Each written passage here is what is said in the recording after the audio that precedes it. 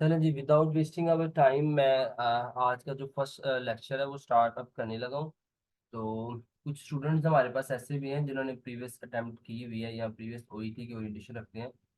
उनके लिए आज सिर्फ वार्म अप होगा, क्योंकि आज जो हमारे पास न्यू स्टूडेंट्स आए हैं स्पेशली, तो जो बिल्कुल बेसिक से चीज़ों को समझना चाह रहे हैं ओईटी के बारे में, तो उनके लिए ये प्रेजेंटेशन है मेन। बाकी स्टूडेंट इन्वॉल्व हुए हैं जो इसकी ओरिएंटेशन रखते हैं, वो आज कोई ना कोई नई चीज़ सीख सकते हैं इसमें से, ठीक है।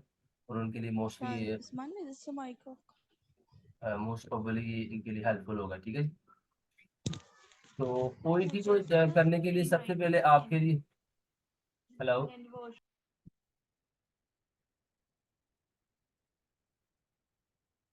ओईटी को समझने के लिए सबसे पहले आपके लिए ये चीज़ जानना बहुत ज़रूरी है कि आप ओईटी कर क्यों रहे हैं, ठीक है। आपका गोल क्लियर होना बहुत ज़रूरी है, और उसके लिए आपको पैशनेट होना ज़रूरी है कि अगर आप अपना गोल अचीव करना चाहते हैं तो उसके लिए आपके पास पैशन होना चाहिए, कोई मोटिवेशन होनी चाहिए स्ट्रांग। क्योंकि ये बहुत ड्राई सा टॉपिक है और इसमें बहुत ज़्यादा मेहनत करनी पड़ती है। एक ही चीज़ को आपको बार बार समझने के लिए जो है ना चीज़ों को करना पड़ता है। तो अगर तो जिनकी इंटरेस्ट कम हो, ठीक है, और या जिनका गोल या पैशन क्लियर ना हो, तो वो ओईटी में काफ़ी जो है ना वो स्ट्रगल करते हैं और उनके रिजल्ट्स इंप्रूव नहीं होते, और फिर माइट भी वो फेडअप हो जाए, या अगर वो डेट ले भी लेते हैं एग्जाम की तो वो क्लियर नहीं कर पाते चारों मॉड्यूल, ठीक है। तो ओईटी को समझाने से पहले मैं आपको ये चीज़ बता दूं कि ये एक लैंग्वेज टेस्ट है जो आपका किया जाता है, ताकि आपको देखा जाए कि आपके बाहर के मुल्क में जाके अगर आप अपने प्रोफेशन में उधर लोगों के साथ कैसे बातचीत करते हैं, कैसे लोगों को समझते हैं, और कोई भी नोट्स आपके सामने आते हैं या कोई भी चीज़ आपने कम्युनिकेट करनी है, राइटिंग करनी है, तो वो आप उनके एनवायरनमेंट में फिट बैठ सकते हैं कि नहीं बैठ सकते, ठीक है। इसलिए उन्होंने ये टेस्ट ऑर्गेनाइज किया हुआ है। और जिन लोगों ने ये टेस्ट ऑर्गेनाइज किया है, वो डिजाइन उन्होंने ऐसा किया है कि वो अगर आप इसका कोई शॉर्टकट ढूंढेंगे ना, तो आप एग्जाम डे पे कोलैप्स कर सकते हैं, ठीक है। एग्जाम डे में अगर किसी भी वजह से आप प्रेशर में आ गए, या आपने गलती एक आधी कर दी और अपनी कंसंट्रेशन लूज कर दी, तो आप इसके अंदर अपना रिजल्ट नहीं दे सकते, ठीक है। तो इसको टेस्ट को पास करने के लिए सबसे पहले आपने अपना लाइफस्टाइल चेंज करना है, ठीक है। अगर आप चाहते हैं कि आप इजीली और इंजॉय करें ओईटी को करते हुए और फर्स्ट टाइम में क्लियर करें, तो आपकी सबसे पहली टिप ये है कि आपने जो है ना ओईटी को एक पैशन के साथ करना है, और उसकी बेसिक्स को समझना है कि ये आप दूसरे मुल्क में जा रहे हैं, उधर जाके अपने काम करना है, तो उसके लिए आप तैयार हैं। तो आपने अपने लाइफस्टाइल को चेंज करना है, ठीक है। सबसे बेसिक चीज़ है लाइफस्टाइल। फिर दूसरी चीज़ है कि आपने स्किल को सीखना है, ठीक है। इस एग्जाम को पास करने के लिए जैसे इसके अंदर चार मॉड्यूल्स हैं, एक रीडिंग का है, एक लिसनिंग का आप देख सकते हैं, एक स्पीकिंग का है और एक राइटिंग का है। तो ये आपस में लिंक्ड है, ठीक है। अगर आपकी लिसनिंग अच्छी है तो स्पीकिंग ऑटोमेटिकली आपकी बेहतर होना शुरू हो जाएगी, ठीक है। लिसनिंग आपका इनपुट है और स्पीकिंग आपका आउटपुट है। सेम इसी तरह अगर आपकी रीडिंग अच्छी है, आप गुड रीडर हैं, आप आपकी रीडिंग जो स्किल है वो डेवलप है, और आपकी समझ लें कि आपने जब से अपनी ट्रेनिंग की है उससे पहले आप अच्छी रीडिंग टाइम निकालते हैं अपने लिए, तो फिर आपकी राइटिंग भी ऑटोमेटिकली इम्प्रूव होगी, तो जो चीज़ें आप पढ़ रहे हैं आपको लिखने में भी इनमें आसानी होगी। तो ये आपस में लिंक्ड है, ये चीज़ आपने ख्याल रखनी है। और इसलिए अगर आप ओईटी को समझ जाते हैं और दो लिसनिंग और रीडिंग को समझ जाते हैं, तो ऑटोमेटिकली जो स्पीकिंग और राइटिंग है वो आपके आउटपुट्स हैं उनमें इंप्रूवमेंट आएगी। आपने सिर्फ रूल्स एंड रेगुलेशन को फॉलो करना है। ओईटी को समझने के लिए सबसे पहले आपको ये चीज़ बता दें कि ये जो 12 प्रोफेशन है जो ये एक्सेप्ट कर जो ने जिनके लिए उन्होंने ये टेस्ट बनाया है, उनके नाम आप देख सकते हैं। और हमारा नाम जो नर्सिंग में हम है स्पेशली, हमारा नाम भी इसके अंदर है। हम अगर नर्सिंग में ओईटी कर लेते हैं और उसके लिए फिर हम आगे Australia, Ireland, New Zealand, Singapore, Spain, United kingdom, specially लोग यूके, आयरलैंड, ऑस्ट्रेलिया, न्यूजीलैंड के लिए प्लान करते हैं, क्योंकि यूएसए के लिए जो प्लान करते हैं उनको वो एनक्लेक्स एग्जाम देना पड़ता है, तो वो एज कम्पेरेटिवली सीबीटी से थोड़ा टफ होता है, ठीक है। तो यहाँ तक अभी तक ये है कि आपको पता चल जाए कि ये किन किन प्रोफेशन के लिए है, और हमारा प्रोफेशन इसमें शामिल है, ठीक है। हम एक्सेप्टेड हैं, हम यूके में जाने के लिए, ऑस्ट्रेलिया में जाने के लिए, न्यूजीलैंड में जाने के लिए, और अमेरिका में भी जाने के लिए, ठीक है। सो अब बारी बारी हम इन मॉड्यूल्स को सीखेंगे कि इन मॉड्यूल्स के बारे में फर्दर है क्या चीज़ें, ठीक है। इनकी स्पेसिफिकेशंस क्या हैं, ठीक है, इसके अंदर कौन कौन सी चीज़ें आती हैं। तो सबसे पहले हम बात कर रहे हैं लिसनिंग की, ठीक है। तो लिसनिंग का एग्जाम के दिन सबसे पहला टेस्ट होता है आपका, ठीक है। जब आप एग्जाम हॉल में एंटर होते हैं तो सबसे पहले जो एग्जाम आपसे लिया जाता है वो लिसनिंग का लिया जाता है, ठीक है। और लिसनिंग जो है वो 40 मिनट्स की होती है, ठीक है। आपको 40 मिनट के एक पेपर अटेम्प्ट करना पड़ता है जिसमें 3 पार्ट्स होते हैं, A B C, ठीक है। और ये पेपर कंबाइंड होता है। अगर एक दफ़ा ये पेपर शुरू हो जाए तो फिर ये इसके दरमियान ब्रेक कोई नहीं है, ठीक है। अगर इसके और दूसरी तरफ देखा जाए तो रीडिंग जो है वो डिफरेंट है, वो 60 मिनट्स का होता है। और वो लिसनिंग के बाद आपका पेपर स्टार्ट होता है। उसमें भी 3 ही पार्ट्स हैं, उसमें भी A B C पार्ट है। तो जो ए पार्ट है वो 15 मिनट का होता है, ठीक है। आपको पहले ए पार्ट दिया जाता है, 15 मिनट में जब आप ए पार्ट खत्म कर लेते हैं तो पार्ट ए आपसे ले लिया जाता है, और पार्ट बी और सी आपको दिया जाता है जो 45 मिनट के होते हैं, ठीक है। लिसनिंग ए बी की क्राइटेरिया क्या है जी, कि दोनों के 42 नंबर है, 42 क्वेश्चन है और 42 ही नंबर है, ठीक है। तो उसमें से आपने 30+ नंबर लेने थे, 32 जो है ना वो पासिंग होता है। आपने अपना टारगेट जो है वो 36 रखना ताकि इजीली आप 32 ले लें। और एग्जाम डे पे जब आपका रीडिंग खत्म हो जाता है पेपर लिसनिंग के बाद, उसके बाद आपको 5 मिनट की ब्रेक शायद ज़्यादा से मिले। उसी दौरान वो पेपर कलेक्ट करके आपकी रीडिंग के और आपको राइटिंग डिस्ट्रीब्यूट कर देते हैं, ठीक है। राइटिंग पेपर जो होता है वो 45 मिनट्स का होता है। तो उसमें लेटर की टाइप्स होती हैं, कोई भी आपने लेटर लिखना होता है। और उसके लिए आपको 45 मिनट मिलते हैं। उस 45 मिनट में 5 मिनट आपको पढ़ने होते हैं, पेंसिल का इस्तेमाल नहीं करता, वो क्लियरली ये इंस्ट्रक्शन को बताते हैं। ओईटी एग्जाम के अंदर जो जो स्टेप बाय जो चीजें करेंगे वो सारी आपको इंस्ट्रक्शन देंगे। आपने इंस्ट्रक्शन बड़ी गौर से सुनना है, क्योंकि अगर आपने इंस्ट्रक्शन गौर से नहीं सुनेंगे और आप कोई ऐसा काम कर देंगे जो चीटिंग के जिम्मे में आता है तो आपका पेपर जो है वो कैंसिल भी किया जा सकता है, ठीक है।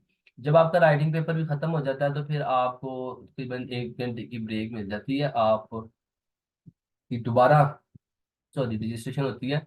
और दोबारा जो रजिस्ट्रेशन होती है उसके बाद फिर आपका जो स्पीकिंग टेस्ट है उसके वो 20 से 25 मिनट्स लगते हैं।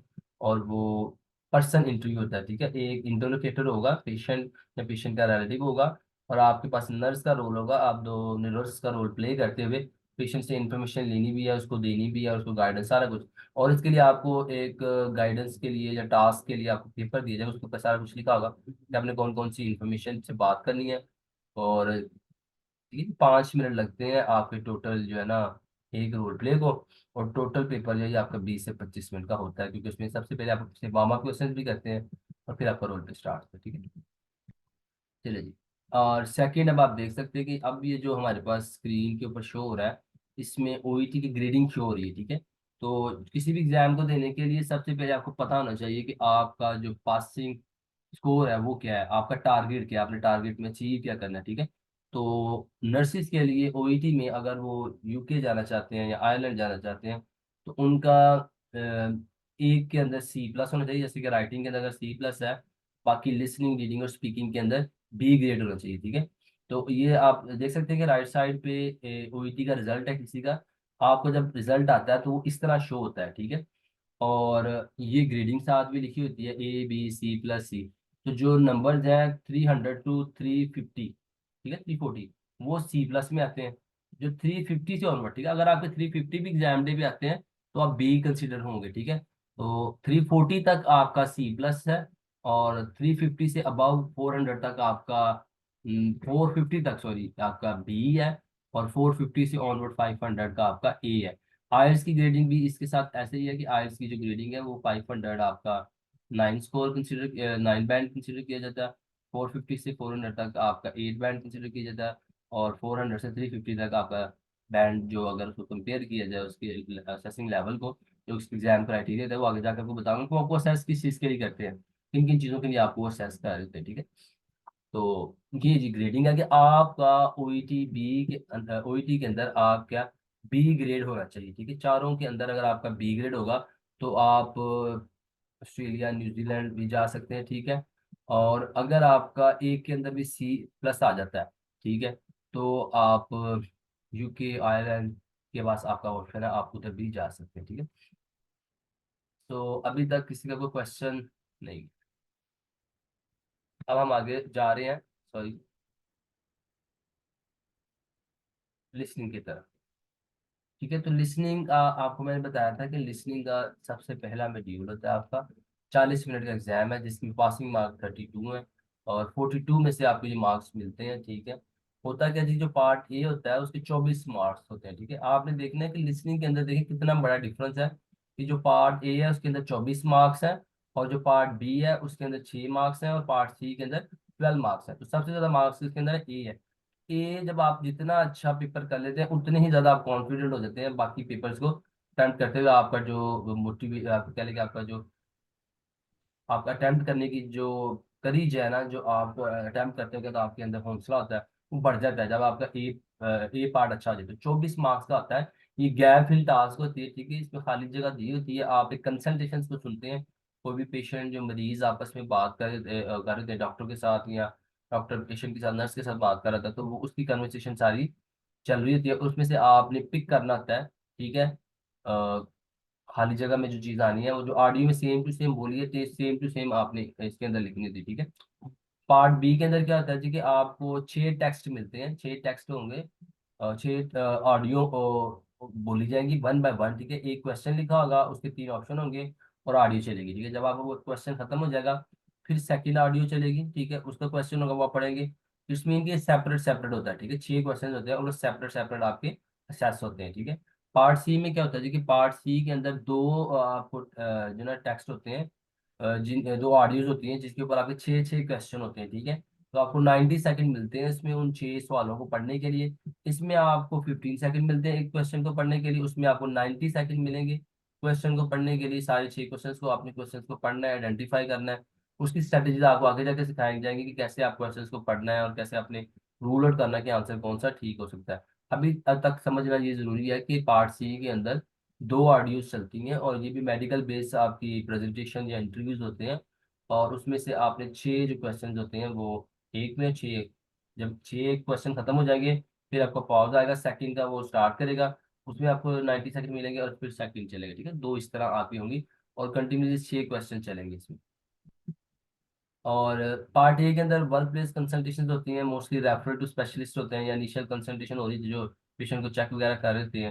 तो और इसके लिए पार्ट ए के लिए जो सबसे बेस्ट है ना, इसको इम्प्रूव करने के लिए, वो मैं आप लोगों को लिंक भी सेंड कर दूंगा ग्रुप के अंदर। जो तो पुराने स्टूडेंट हैं उनको पता होगा, जो नए हैं आज बिल्कुल जिनका फर्स्ट डे है उनके लिए ये देखिए, ये आज से देखें, मैं फिजिकल एकेडमी भी जहाँ पढ़ाता हूँ ना, तो उधर भी मैंने स्टूडेंट्स को देखा है कि ना, उनको जब मैं स्टार्ट करवाता हूँ ना डे 1 से, तो उन्हें मैं एक बेसिक टास्क देता हूँ।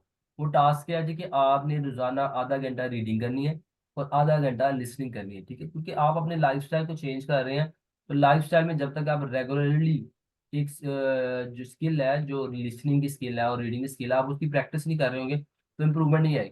तो लोग डे 1 से वो काम नहीं करते हैं, और जब एग्जाम का रिजल्ट आता है और मार्क्स कम आते हैं, तो सर हमें तो समझ ही नहीं आ रही, हमें तो पता ही नहीं चला टाइम कैसे गुजर गया, आप तो पिक ही नहीं कर पाए, हमें तो आवाज ही नहीं क्लियर आई। तो देखिए जी, जब आपको उनकी एक्सेंट का नहीं पता कि वो 3 से 4 वर्ड्स को कैसे बोल देते हैं, और कौन कौन से एक्सेंट के साथ वो बोलते हैं, किस तरह वो सिचुएशंस को देखें। लिसनिंग के लिए ना सबसे ज्यादा बेसिक स्किल क्या है, ठीक है। मैं आपको बेसिक चीज बता रहा हूँ, बहुत सारी अकेडमीज में ये चीज बताते ही नहीं है। आपकी असेसमेंट किस चीज की होती है? असेसमेंट ये होती है कि एक पेपर के ऊपर, जो लिसनिंग का पेपर है, उसके ऊपर फॉर्मल लैंग्वेज लिखी होती है, जो भी कोई मेडिकल टर्म है या कोई भी वर्ड्स है, कोई लिखे होंगे फॉर्मल टाइप में, और जो पेशेंट ऑडियो के अंदर बोलेगा, ये डॉक्टर ऑडियो के अंदर बोल रहा होगा, वो इनफॉर्मल लैंग्वेज होगी। तो आपने जब प्रैक्टिस ही नहीं करेंगे आप इनफॉर्मल लैंग्वेज को सुनने की, तो फिर आप एग्जाम में तो उसको नहीं कर पाओगे ना, चाहे जितनी मर्जी आपको स्किल अच्छी है, आप पता चल गया आसान से आसान पेपर भी होगा, तो आप पिक नहीं कर पाओगे। तो आज से जो डे 1 के स्टूडेंट है हमारे, उनके लिए ये अभी से टास्क है कि डेली आपने ना, मैं आपको लिंक सेंड कर दूंगा, जो आपने लिसनिंग के पॉइंट ऑफ व्यू से ऑडियो सुननी है, और आधा घंटा आपने रीडिंग आर्टिकल्स करने हैं, ठीक है। तो जब इन दो चीजों को आप करेंगे, तो ऑटोमेटिकली आप देखेंगे कि आप जब एग्जाम दिया करेंगे ना, तो आप कॉन्फिडेंट होंगे, अपने जवाब लिखते वक्त कॉन्फिडेंट होंगे। अक्सर स्टूडेंट के साथ क्या आता है, मेरे साथ भी ऐसे ही था, जब मैं फर्स्ट टाइम पेपर दे के आईआईटी का, रियल ओईटी का, तो मैं कॉन्फिडेंट ही नहीं था कि मेरे कितने ठीक होंगे। मुझे ये था कि बस यार पास शायद हो जाए या नहीं होगा। उसकी वजह क्या थी, कि मैंने वो जो टेक्निक्स है सारी, वो चीजें फॉलो नहीं की थी, जिसकी वजह से मुझे, मैं कॉन्फिडेंट नहीं था कि मैं पास होऊंगा कि फेल होऊंगा। तो आप अगर कॉन्फिडेंट होना चाहते हैं एग्जाम डे के लिए, तो उसके लिए बेस्ट है कि जो आपको टिप्स दे रहा हूँ फर्स्ट डे फन से, आपने डेली, देखिए जिस तरह इंसान खाना खाता है ना, बाकी चीजें नहीं बोलता, इसी तरह आपने अगर ओईटी पास करना है ना, तो आपने रोजाना ओईटी के बारे में पढ़े ना पढ़े, लेकिन आपने लिसनिंग और रीडिंग आधा घंटा लाजमी करी। आधा घंटा आपने सुनना है इंग्लिश इन्वायरमेंट को जो मेडिकल के उधर होते हैं, और आधा घंटा आपने आर्टिकल पढ़ने हैं जो मेडिकल के होते हैं, ठीक है। वो दोनों चीजें आपको लास्ट में मैं बता दूंगा। बी का 6 क्वेश्चन जैसे मैंने आपको बताया, वो type hand over discussion training briefing like इस तरह के होंगे। 1 मिनट की ऑडियो चलती है जिसमें से आपने आंसर पिक करना होता है, ये आपको फर्दर बताया जाएगा। अभी तक समझ इतना जरूरी है कि इसमें 1 मिनट की ऑडियो होती है, ठीक है। और सी के अंदर इंटरव्यू प्रेजेंटेशन होती हैं, और आप उसको इम्प्रूव करने के लिए पॉडकास्ट, टेड टॉक्स और इन सर्विस ट्रेनिंग इवेंट्स जो होते हैं, इस तरह की चीजें सुने। और इसमें देखिए 5 मिनट की आपकी कंसंट्रेशन चाहिए होती है। ये पेपर किस चीज का है? कंसंट्रेशन और फोकस का। जिनके पास तो कंसंट्रेशन होती है, अपनी कंसंट्रेशन पावर डेवलप की होती है, वो पेपर के दौरान ऑडियो चल रही है तो अपनी कंसंट्रेट रख सकते हैं। आप कहाँ पे चल रही है, ठीक है, बात कहाँ पे चल रही है, मैंने जो जवाब ढूंढा है वो कहाँ, उससे कीवर्ड्स मैच करे कि नहीं करे। तो जब वो कंसंट्रेट कर रहे होंगे, उनका फोकस क्लियर होगा, जो ऑडियो सुनते वक्त, तो उनको प्रॉब्लम नहीं होगी, ठीक है। तो आपने अपनी कंसंट्रेशन और फोकस कैसे बनानी है कि आपने लंबी लंबी ऑडियो सुननी करनी है। और लंबी लंबी ऑडियो सुन के जो 5 मिनट की ऑडियो हो, उसमें से आपने जिस निकालना है, आइडिया निकालना है कि ओवरऑल जो जो मैंने 5 मिनट की ऑडियो सुनी है। जैसे आप ड्रामा देखते हैं ना, जो लोग फिल्म देखते हैं, ड्रामा देखते हैं, 1 घंटे की कोई फिल्म देखता है, आजकल फिल्में बहुत छोटी हो गई हैं, 1 से 1.5 घंटे की चाहिए होती है फिल्में। तो अगर आप 1.5 घंटा बैठ के फिल्म देखते हैं, तो आप कोई भी दूसरा बंदा आपसे पूछेगा ना जी क्या देखा, बेशक आपने इंग्लिश की मूवी देखी हो, सीन्स को याद करते हुए आप सारी स्टोरी बता देते हो कि शुरू में क्या हुआ, इसकी लड़ाई हुई, उसने उसके साथ हुआ, वो सस्पेंस चला, उधर से ये बात निकली। इन शॉर्ट्स की आपको सारी स्टोरी याद होती है, क्योंकि उसको आपने स्टोरी की तरह देखा होता है। आपने अपनी इमेजिनेशन में भी ऐसे ही करना है। जब आपने लिसनिंग स्टार्ट करनी है, सुनना करना है पॉडकास्ट को, टेड टॉक को, या कोई भी एजुकेशनल जो है इवेंट्स, उनको आपने सुनना करना है। तो आप 5 मिनट के लिए अगर आप कंटिन्यूस ऑडियो सुनते हैं, फिर आपने स्टॉप करना है और देखना है कि मैं 5 मिनट में जो सुना है वो मुझे याद भी है, उसमें मेन चीजें क्या थी, किस चीज को हाईलाइट किया गया था। शुरू में प्रॉब्लम होगी, लेकिन जब आप कंटिन्यूस ये करेंगे तो आपको आहिस्ता आहिस्ता इंप्रूवमेंट आप में आती नजर आ जाएगी, ठीक है। तो पार्ट ए को पास करने के लिए डिटेल टू बी फोकस, आपको फोकस होना चाहिए, आपकी प्रिडिक्शन पावर अच्छी होनी चाहिए, ठीक है। आपने प्रिडिक्शन करनी है, प्रिडिक्ट करना है। जब आपको 30 सेकंड मिलने हैं ना ए के अंदर वो खाली जगह को पढ़ने के लिए, तो तब आपने खाली जगह को पढ़ के गैस करना है कि कौन सा जवाब ठीक हो सकता है। आगे जाके जब आपको लिसनिंग ए बी करवाया जाएगा, तो आपको सारी इसकी स्ट्रेटेजीज बताई जाएंगी कि कैसे आपने प्रिडिक्शन करनी है और कितना कैसे आपने अपना टाइम को अच्छी तरीके से यूटिलाइज करना है। क्योंकि ओईटी को पास करने के लिए सबसे ज्यादा जरूरी है आप टाइम मैनेजमेंट सीख लें। जब आपको टाइम मैनेजमेंट आती होगी, तो आप एग्जाम अपना इजीली जो है ना वो पास कर सकते हैं, ठीक। पार्ट बी के लिए आपको जिस्ट देखना आना चाहिए। कोई ऑडियो चल रही हो 1 मिनट की या 5 मिनट की, तो उसमें से जिस्ट निकालना आना चाहिए। जिस्ट का मकसद क्या था कि मेन आइडिया क्या था बात करने का। फॉर एग्जाम्पल, अगर आप कह लें कि आज चल रहा है, पहले एक टॉपिक चल रहा है फॉर एग्जाम्पल इलेक्शन के बारे में कि इमरान खान को रिलीज करे, तो आपने कोई कन्वर्सेशन सुनी, उसमें मेन चीज क्या थी कि इमरान खान को रिलीज करने के लिए क्या किया जा सकता है। तो ये जिस्ट है उस टॉपिक की। टॉपिक उन्होंने स्टार्ट ऐसे किया होगा कि पाकिस्तान के हालात इस तरह हुए, ये हुए, पीटीआई के रहनुमा ये कर दे वो कर दे, और एंड में बात मेन किस चीज की हाईलाइट की होगी, इमरान खान की, कि इमरान खान को रिलीज होना चाहिए। तो ये मेन जिस्ट थी ऑडियो की। इसी तरह आपको पर्पस देखना चाहिए कि ऑडियो जो है उसको बनाने का पर्पस क्या था। जो भी स्पीकर था, अगर वो भी प्रेजेंटेशन दे रहा था, वो किस पर्पस के लिए दे रहा था, तो वो आपने उसमें से निकालना सीखना है। एटीट्यूड और ओपिनियन के क्वेश्चन होते हैं रीडिंग सी में और लिसनिंग सी में, वो आपको सिखाया जाएंगे कि एटीट्यूड और ओपिनियन में क्या डिफरेंट होता है और किस तरह आपने इनको आइडेंटिफाई करना है, ठीक है। अभी तक जानने के लिए जरूरी है कि आपको लिसनिंग के अंदर आपको प्रेडिक्शन पावर होनी चाहिए, आपको फोकस करना आना चाहिए, और आपको कोई भी ऑडियो सुने तो उसमें से आपको जिस्ट और एटीट्यूड निकालना आता हो, और आप उसमें से डिटेल बता सके या उसका पर्पस बता सके कि ये ऑडियो क्यों बनाई गई है, ठीक है। आपको क्वेश्चन दिया होगा। और ओईटी पास करने के लिए मैंने सीबीटी भी पास किया है, thanks God, with the first attempt. तो मैंने ये ओईटी के सेकंड पेपर की वक्त सीखा था कि ओईटी के अंदर क्वेश्चन को समझना सबसे बड़ा फायदा है। आप क्वेश्चन को समझ लेते हैं ना, तो आपका 50% चांस बढ़ जाता है कि आप जवाब सही लिखोगे। ओईटी के क्वेश्चन ही बड़े कंफ्यूजिंग से फॉर्म में लिखे होते हैं, वो जब आपको प्रैक्टिस करवाई जाएगी आपको सिखाया जाएगा। आपने क्वेश्चन के कीवर्ड को समझना है, क्वेश्चन की सेंस को समझना है कि वो पूछ क्या रहा है। जब आपने ये चीज समझ ली ना, तो फिर आपको पता होगा आपने क्या सुनना है और क्या पढ़ना है, ठीक है। तो इसलिए आपने क्वेश्चन के साथ फोकस रहना है, क्वेश्चन को समझने की टेक्निक को आपने सीखना है, वो आगे जाके आपको सिखाई जाएगी, ठीक है।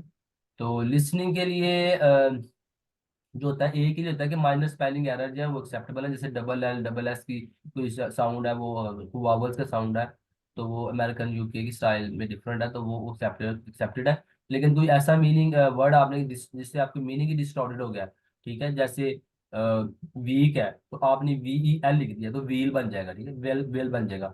तो वो तो इसका मीनिंग ही चेंज हो गया। बेशक के की जगह एल आपने लिखा है, लेकिन उसका मीनिंग ही चेंज हो गया। अगर किसी वर्ड का मीनिंग ही चेंज हो जाएगा आपके गलत लिखने से, तो वो आपके स्पेलिंग गलत होंगे, ठीक है।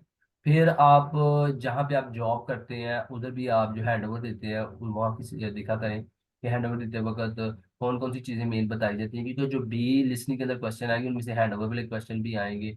तो और कोई प्रेजेंटेशन दे रहा होगा उसके ऊपर आएंगे। तो आपने अपने वर्क रिलेटेड एरिया से जो चीजें होती हैं उनके साथ टच में रहना। और वो जो चैनल आपको बताऊंगा मैं, GPC behind the door, mister Smith और 24 आवर्स एक्सीडेंट इन इमरजेंसी, वो लिंक आपने फॉलो करने हैं और उनको आपने सुनना करना है। जब आप उनको सुनेंगे तो ऑटोमेटिकली आपकी स्किल इसके लिए डेवलप हो जाएगी। सी का भी सेम यही स्ट्रेटेजीज आपने करनी है। देखिए आपने वैरायटी ऑफ मटेरियल सुनना है। बहुत सारे स्टूडेंट्स हैं जो इस चीज़ को नहीं समझ पाते कि वो एक ही चीज़ सुनते रहते हैं हर रोज। जैसे फॉर एग्जाम्पल एक ऑडियो सेलेक्ट किया तो उसी को सुन रहे हैं।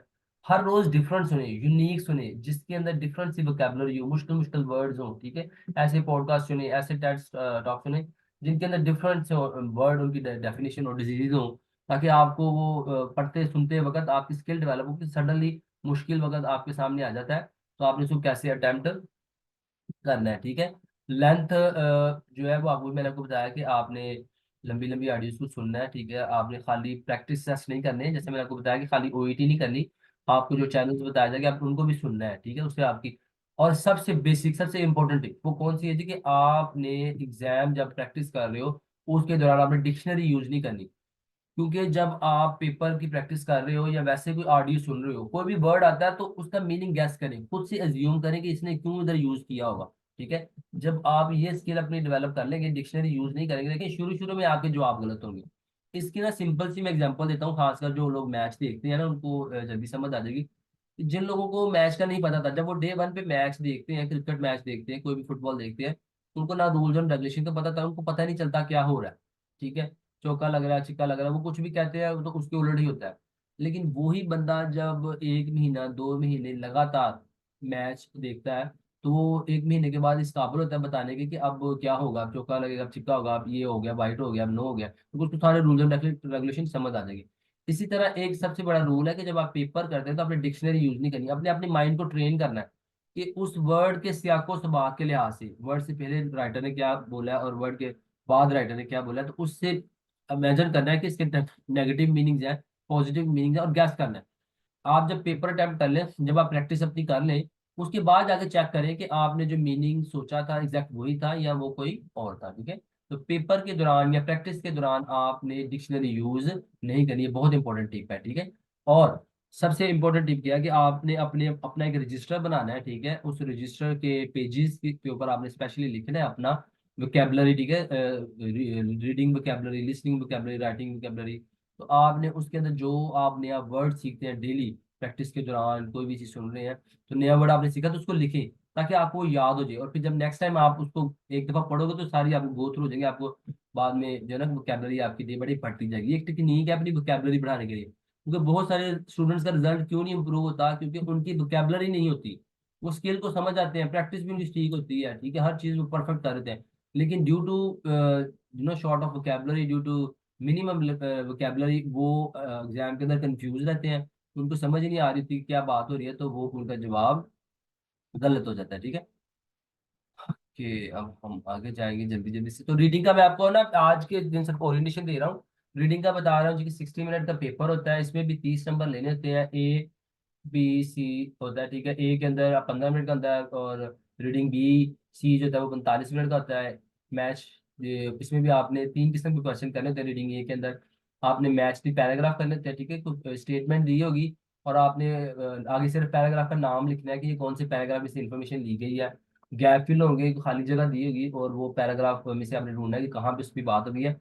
रीडिंग के अंदर स्पेलिंग मिस्टेक की कोई गुंजाइश नहीं है, सेम टू सेम वर्ड जैसे आप टेक्स्ट के अंदर देखते हैं।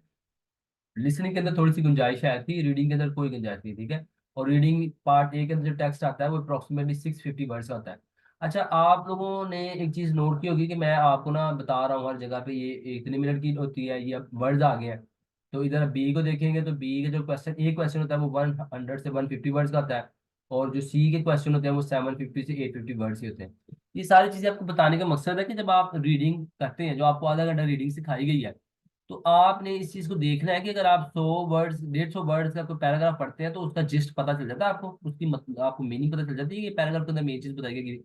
इससे आपने जब रीडिंग आपने करनी है तो आपने आज से अपनी स्किल को डेवलप करना है। कोई भी चीज पढ़ रहे हैं, 650 वर्ड्स की चीज पढ़ रहे हैं, तो आपको ओवरऑल आइडिया हो जाएगा आपने पढ़ा क्या था उसमें से, ठीक है। आप मेन मेन हेडिंग देख सकें। जैसे आप एंकर लोगों को देखते हैं कि जब वो किसी भी जगह पे कोई तकरीर कर रहा होता है तो वो एंकर उधर जाके क्या करते हैं कि उनके मेन मेन पॉइंट्स लिखते हैं, और उसके बाद आके सारी स्टोरी जो है ना वो सुना देते हैं। तो सोचने वाला सोचेगा कि यार इतनी सारी स्टोरी कैसे उस टाइम लिख ली।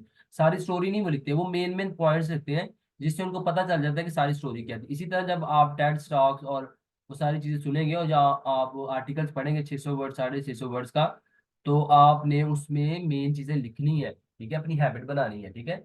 आपने आधा घंटा जो भी रीड करना है उसको आपने बाद में उसकी मेन चीजें लिखनी कि आपने क्या क्या सीख पढ़ा था आज, ठीक है। उससे क्या होगा कि आपका माइंड ट्रेन होगा कि आप कोई भी चीज अगर पढ़ते हो 5 मिनट के लिए, 3 मिनट के लिए, 1 मिनट के लिए, तो आप उसके बाद लिख सकते हो कि आपने पढ़ा क्या था।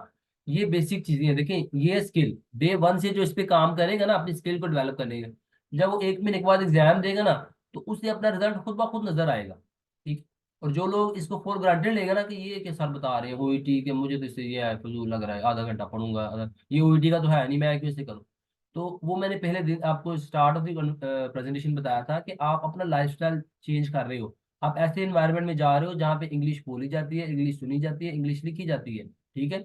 और जब आप अपने लाइफस्टाइल को उसके साथ नहीं मैच करोगे तो आप एग्जाम डे पे भी परेशान होगे, और कल को जाके जब आपने उसकी टेस्ट देना है उधर जाके या उधर जाके जॉब करनी, तो हर रोज आप डरे ही होगे बहुत सारी कोई गलती ना हो जाए, क्योंकि आपको एनवायरनमेंट की के साथ एडजस्ट होने में प्रॉब्लम होगी। आपका लाइफस्टाइल आपने चेंज नहीं किया होगा, चले तो जाएंगे किसी भी तरह से किसी तरह, लेकिन लाइफस्टाइल उस तरह आप अडॉप्ट नहीं कर सकेंगे तो आपको पेपर वाले दिन भी प्रॉब्लम होगी, और आपको उधर जाके जॉब भी जब करेंगे प्रॉब्लम होगी, ठीक है।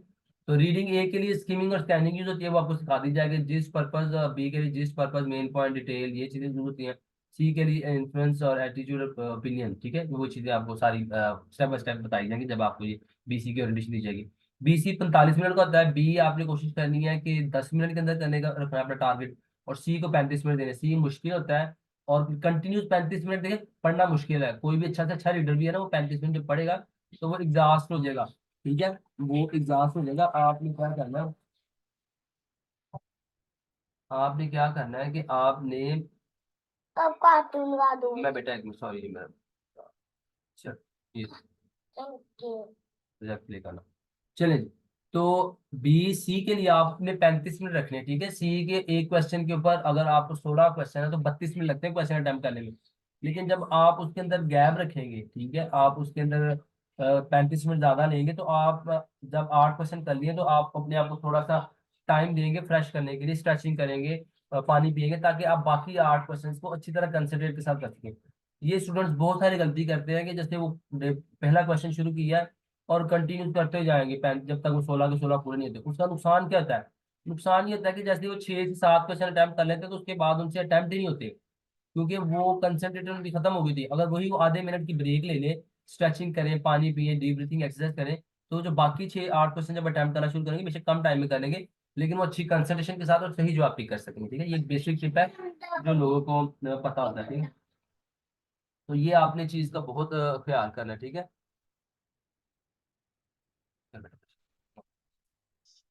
ठीक है। अ, अब आगे हम ये देखिए आपको बता रहे हैं, ये पहले से मैंने बता दी कि पार्ट ए 15 मिनट का होता है, मैच कैपिंग शॉर्ट आंसर होते हैं, और 650 वर्ड होते हैं, सेम ये चीज़ आपको मैंने बता दी है।